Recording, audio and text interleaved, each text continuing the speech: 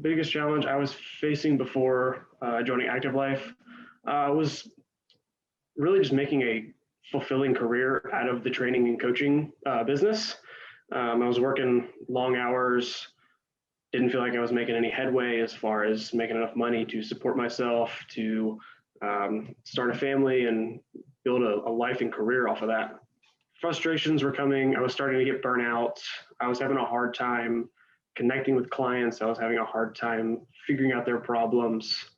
They would come and go. I didn't feel like we made any headway during sessions. I was having a hard time like finding direction for not only their program and for having a hard time like figuring out where I was going with them as well. So going through the immersion, it really just gave me the confidence that I had the knowledge and had the ability to help the clients that are in my gym that are in need and that want to solve their problems. Life is still busy. Like it's picked up even more. More people are starting to realize, hey, this guy knows what he's doing.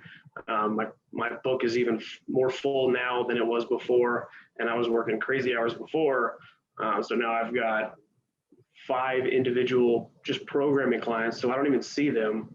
I'm writing their workouts, they're doing it, they're reporting back to me.